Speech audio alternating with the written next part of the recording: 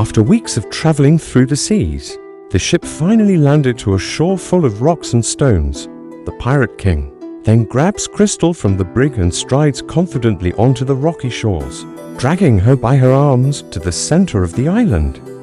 Welcome to the Bay of the Pirates, a land filled with stones and no trees.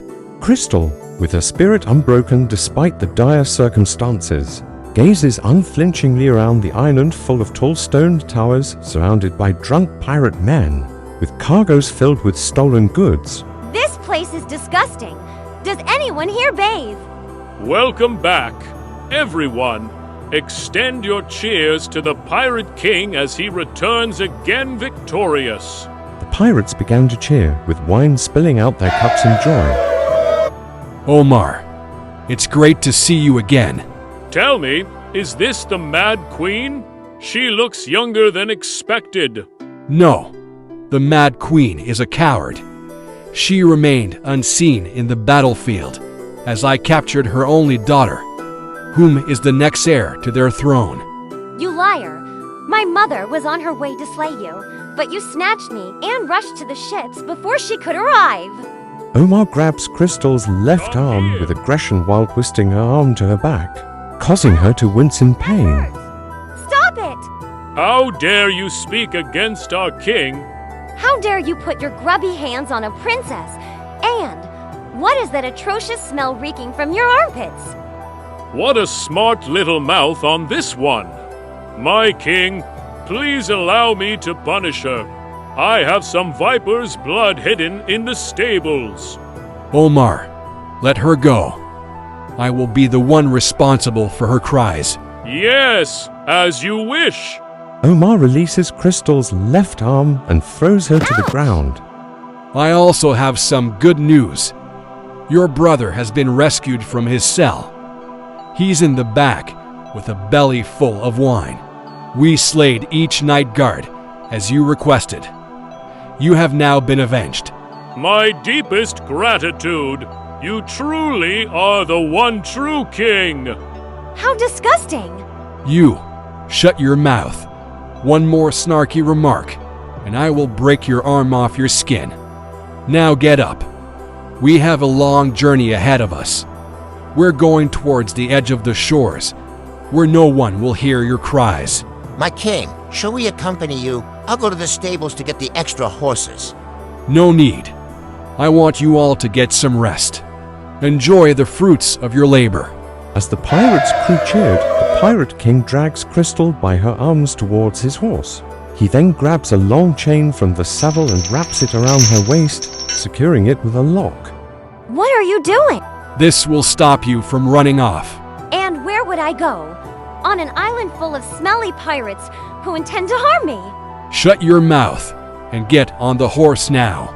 No! As the Pirate King extends his right arm to grab Crystal by her hands, she smacks his right hand away and grabs the lock key out of his left palm, and quickly unlocks the chains around her waist.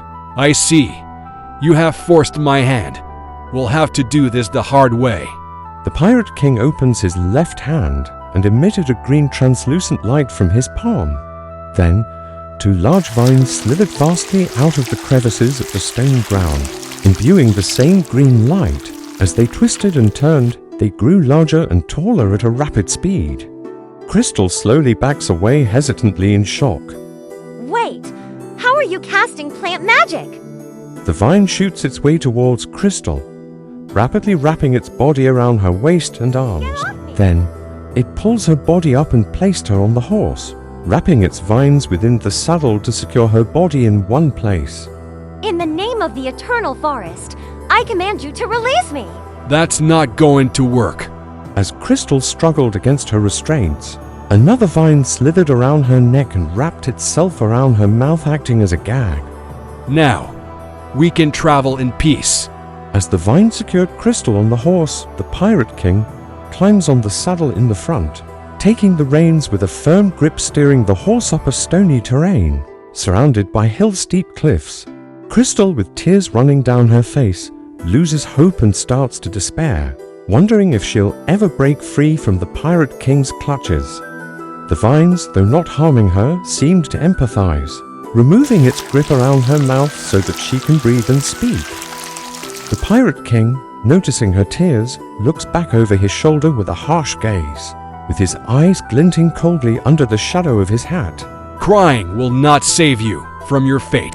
Crystal, catching her breath as her resolve began to harden, the moment of weakness passed, replaced by a fierce determination that seemed to radiate from her very being. She met the Pirate King's icy stare with a fiery one of her own, with her spirit unbroken. My tears were not for salvation. I was mourning the loss of the naive girl who boarded your ship. She's gone now, replaced by someone who understands the true cost of freedom and the weight of resilience. Really? Is that so? Remember this, steel is tempered by fire, and like steel, my resolve is now unbreakable. The Pirate King begins to chuckle. I see. So now, you have a fire in you. How amusing. But remember, fire can warm a man or consume him. Crystal, unfazed by his words, has now removed the sorrow from her eyes as she prepares herself for whatever fate awaits her beyond the stony terrain.